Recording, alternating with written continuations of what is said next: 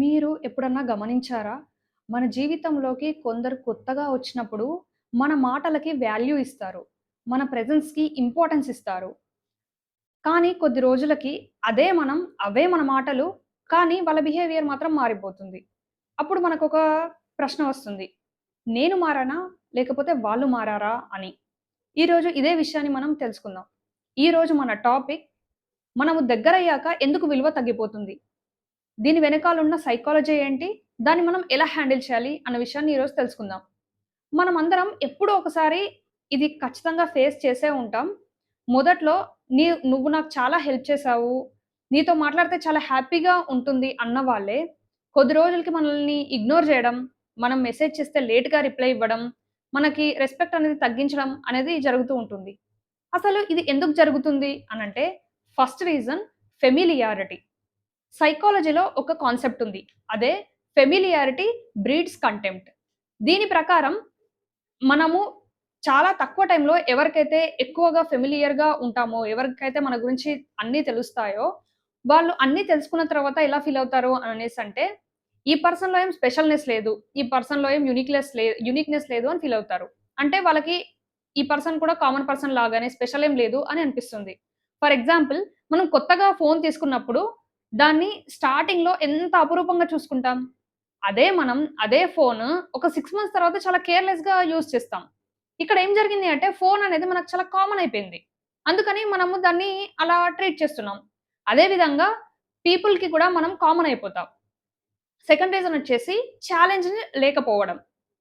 మనము మన లైఫ్‌లోకి వచ్చిన పీపుల్ మీద చాలా తక్కువ టైంలో మన ఎమోషన్స్‌ని, మన లవ్‌ని అన్ని ఈజీగా ఇచ్చేస్తాం. దీనివల్ల వాళ్ళకి ఛాలెంజ్ ఉండదు.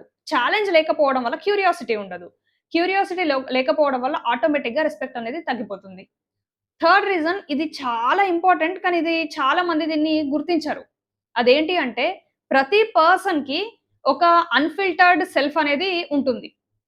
ఇక్కడ ప్రాబ్లమ్ ఏంటి అంటే, మనము మన అన్‌ఫిల్టర్డ్ సెల్ఫ్‌ని తొందరగా చూపించడం. ప్రతి ఒక్కళ్ళకి 2 వెర్షన్స్ ఉంటాయి. Public version, private version. ఇక్కడ ప్రాబ్లమ్ ఏంటంటే, మనం తక్కువ టైంలో మన ఫియర్స్‌ని, మన ఓవర్ థింకింగ్‌ని, మన దేనికి ఎక్కువగా రియాక్ట్ అవుతామో దాన్ని, మన బిగ్గెస్ట్ వీక్‌నెస్‌ని అవన్నీ తొందరగా షేర్ చేసేస్తాం. దానివల్ల ఎదుటి వాళ్ళకి ఏమనిపిస్తుంది అనంటే, అరే! ఇతను స్ట్రాంగ్ కాదు. ఇతను ఒక ఎమోషనల్ పర్సన్ అని కేటగరైజ్ చేస్తారు. దానివల్ల ఆటోమేటిక్‌గా రెస్పెక్ట్ అనేది తగ్గిపోతుంది. ఫోర్త్ రీజన్ ఇది చాలా మంది చేసే మిస్టేక్. అదేంటి అంటే, మీ ఎమోషన్స్ అనేవి వాళ్ళ మీద డిపెండ్ అవుతాయి. ఫర్ ఎగ్జాంపుల్ వాళ్ళు మెసేజ్ చేస్తే మీరు చాలా హ్యాపీగా ఫీల్ అవ్వడం. మీరు మెసేజ్ చేసినా వాళ్ళు రిప్లై ఇవ్వకపోతే మీరు అప్‌సెట్ అయిపోవడం. ఇట్లా అవుతే వాళ్ళు ఎట్లా ఫీల్ అవుతారంటే, మీరు వాళ్ళ కంట్రోల్‌లో ఉన్నారని ఫీల్ అవుతారు. అండ్ మీ మూడ్ వాళ్ళ మీద డిపెండ్ అయి ఉంటుంది. దానివల్ల వాళ్ళకి ఆటోమేటిక్‌గా పవర్ అనేది వస్తుంది. ఈ పవర్ వల్ల మీరంటే రెస్పెక్ట్ అనేది తగ్గిపోతుంది. ఫోర్త్ రీజన్ వచ్చేసి మీరు ఎమోషనల్లీ ప్రెడిక్టబుల్. అంటే ఫర్ ఎగ్జాంపుల్ వాళ్ళు మీకు కాల్ చేశారు. మీరు కాల్ చేసి మాట్లాడతారు. మీరు వాళ్ళకి ఎప్పుడైనా కాల్ చేసినప్పుడు వాళ్ళు లిఫ్ట్ చేయలేదనుకోండి. అప్పుడు వాళ్ళు ఏమనుకుంటారంటే, సర్లే రేపు చేసినా గాని మాట్లాడతాడులే అని అనుకుంటారు. లేకపోతే వాళ్ళు ఏదైనా మిస్టేక్ చేసినా తను నన్ను ఫర్‌గివ్ చేస్తుంది అని మీ గురించి ఇట్లా ఎమోషనల్‌గా ప్రెడిక్ట్ చేయగలుగుతారు. ఈ ఎమోషనల్‌గా ప్రెడిక్ట్ చేయడం వల్ల మీ ఇంపార్టెన్స్ అనేది ఆల్‌మోస్ట్ తగ్గిపోతుందనమాట. ఇంకొకటి మీరు ఫస్ట్‌లో ఎఫర్ట్స్ పెట్టినప్పుడు మిమ్మల్ని చిన్న ఎఫర్ట్స్‌కైనా అప్రిషియేట్ చేసేవాళ్ళు ఇప్పుడు మాత్రం అప్రిషియేట్ చేయరు. మీరెంత ఎఫర్ట్స్ పెట్టినా. ఎందుకంటే వాళ్ళకి ఈ ఎఫర్ట్స్ అనేవి అలవాటయిపోతుంది. దీనివల్ల గూడా రెస్పెక్ట్ అనేది తగ్గిపోతుంది. మరి దీన్ని ఎట్లా చేంజ్ జేయాలి? ఈ ప్యాటర్న్‌ని మనం ఎట్లా చేంజ్ చేయాలి అనంటే ఫస్ట్ ప్రాక్టికల్ సొల్యూషన్ వచ్చేసి మీరు ప్రెడిక్టబుల్ ఉండకూడదు. అంటే మీరు ఒకసారి ఫాస్ట్‌గా రిప్లై ఇవ్వడం, ఒక్కొక్కసారి స్లోగా రిప్లై ఇవ్వడం, మెల్లిగా రిప్లై ఇవ్వడం ఇట్లాంటివి చేయాలనమాట. అంటే మీరు ఎట్లా ఉంటారు అనన్నది వాళ్ళు ప్రెడిక్ట్ చేయొద్దు. ఈ ప్రెడిక్ట్ చేసే బిహేవియర్‌ని మీరు ఫస్ట్ బ్రేక్ చేయాలి. సెకండ్ వచ్చేసి ఇది చాలా మంది చేసే మిస్టేక్ రివార్డింగ్ రాంగ్ బిహేవియర్. అంటే ఫర్ ఎగ్జాంపుల్ వాళ్ళు మిమ్మల్ని ఇగ్నోర్ చేస్తున్నా మీరు వాళ్ళని అస్సలు చేజ్ చేయొద్దు. మీరు చేజ్ చేస్తున్నారు అనంటే మీరు వాళ్ళ రాంగ్ బిహేవియర్‌ని రివార్డ్ చేస్తున్నారు అని అర్థం. అంటే మీరేం చెప్తున్నారు? "నువ్వెలా బిహేవ్ చేసినా నేను నీతోనే ఉంటాను. నువ్వు నాకు ఇంపార్టెంట్. నువ్వెట్లా బిహేవ్ చేసినా సరే" అని వాళ్ళకి ఇండైరెక్ట్‌గా మీరు హింట్ ఇస్తున్నారు. దీనివల్ల మీ ఇంపార్టెన్స్ తగ్గిపోతుంది. మీరంటే రెస్పెక్ట్ తగ్గిపోతుంది. అండ్ మీతోని వాళ్ళు అలాగే బిహేవ్ చేస్తూ ఉంటారు. మీకది నచ్చకపోయినా కానీ వాళ్ళు అలాగే బిహేవ్ చేయడం అనేది మీకు చాలా కామన్‌గా చేసేస్తారు దాన్ని. ఈ బిహేవియర్ చేంజ్ అవ్వాలి అంటే ఫస్ట్ మీరు చేంజ్ అవ్వాలి. ఎలా చేంజ్ అవ్వాలి అంటే వాళ్ళిట్లా బిహేవ్ చేసినప్పుడు, వాళ్ళు మిమ్మల్ని ఇగ్నోర్ చేస్తే మీరు హర్ట్ అయ్యారు అన్నట్టు వాళ్ళకి చూపించాలి. అంటే మీరు వాళ్ళని చేజ్ చేయడం, దాన్ని అసలు ఇగ్నోర్ చేసినా గాని అదేం పెద్ద ప్రాబ్లమ్ కాదులే అన్నట్టు మీరు ఫీల్ అవ్వడం, వాళ్ళకలా ఫీల్ చేయించడం అనేది అస్సలు చేయొద్దు. అట్లా కాకుండా మీరు ఎమోషనల్‌గా స్ట్రాంగ్ అవ్వాలి. ఎమోషనల్‌గా స్ట్రాంగ్ అయ్యి మీరు వాళ్ళ మెసేజ్ ఒస్తేనే మీరు ఏదో హ్యాపీగా ఉన్నట్టు అస్సలు చూయించకుండా మీరు రాదర్ దాన్ దట్ మీరు వేరే దాని మీద ఇన్వెస్ట్ చేయాలి. అంటే మీ ఫ్యామిలీతోనో, లేకపోతే మీ హాబీస్ మీద మీరు టైమ్ స్పెండ్ చేసుకోవడమో, మీరు ఒక పర్సన్ మీద మీ లైఫ్‌ని బిల్డ్ చేయకుండా, డిఫరెంట్ దాని మీద మీరు లైఫ్‌ని బిల్డ్ చేసుకోవాలి.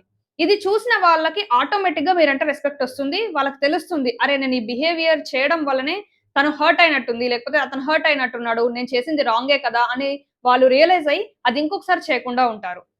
ఇంకొక మోస్ట్ ఇంపార్టెంట్ ఏంటి అననేసంటే డిటాచింగ్ వితౌట్ డ్రామా. అంటే చాలా మంది ఏం చేస్తారు అననేసంటే డిటాచ్డ్ అంటే ఏదన్నా ఇగ్నోర్ చేసినప్పుడు నేనింకా తనతో మాట్లాడను అని చాలా డ్రామాటిక్ వేలో డ్రామా చేస్తూ చెప్తూ మాట్లాడడం అనేది కట్ చేస్తారు ఒకటేసారి.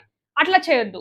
మీరు టైమ్ తీసుకొని మీరు స్లోగా కట్ చేయండి. స్లోగా మీ ఎనర్జీని విత్‌డ్రా చేయండి. No arguments, no explanation. స్లోగా మీ ఎనర్జీని విత్‌డ్రా చేసుకోండి. ఇది చాలా ఇంపార్టెంట్ అండ్ ఇది చాలా ఎఫెక్ట్ చూపిస్తుంది. మీరు ఏంటి అనన్నది మీరెంత మెచ్యూర్ అన్న విషయాన్ని వేరే వాళ్ళకి అర్థమయ్యేటట్టు చేస్తుంది. మీరొక్కటి గుర్తుపెట్టుకోండి. మీరు ఎప్పుడు అవైలబుల్‌గా ఉండడం కన్నా కొన్ని కొన్ని సార్లు మీ అబ్సెన్స్ గూడా వేరే వాళ్ళు ఫీల్ అవ్వాలి. అప్పుడే మీ ఇంపార్టెన్స్ ఏంటి అన్నది తెలుస్తుంది. మీరు ఎప్పుడు అబ్సెంట్ లేకుండా ఎప్పుడు ప్రెజెంటే ఉన్నారనుకోండి వాళ్ళ లైఫ్‌లో, వాళ్ళకి మీ విలువ ఏంటి అననేది అసలు తెలిసే ఛాన్సే లేదు. సో, కాన్షియస్‌లీ డిటాచ్ అనేది అవ్వండి. ఒక్కటి గుర్తుపెట్టుకోండి. రెస్పెక్ట్ అనేది మనం అడిగి బతిమిలాడి తీసుకునేది కాదు. అది క్రియేట్ చేసుకోవాలి. మన బిహేవియర్ మారితే ఎదుటి వాళ్ళ బిహేవియర్ గూడా తప్పకుండా మారుతుంది. సో, మీ మీద మీరు ఫోకస్ చేసుకోండి. ఈ వీడియో గనక మీకు నచ్చితే ఒక లైక్ ఇవ్వండి. అంటే వేరే వాళ్ళకి, కొత్త వాళ్ళకి ఈ వీడియో అనేది రీచ్ అవుతుంది. ఛానెల్‌ని గనక మీరు ఫస్ట్ టైమ్ ఈ వీడియో చూస్తున్నారు అనంటే సబ్స్క్రైబ్ చేసుకోండి. ఇట్లాంటి బిహేవియరల్ చేంజెస్ చేసుకోవడానికి నేను వేరే వీడియోలు కూడా చేశాను. మీకు టైమ్ ఉంటే డెఫినైట్‌లీ వెళ్లి చూడండి. Thank you.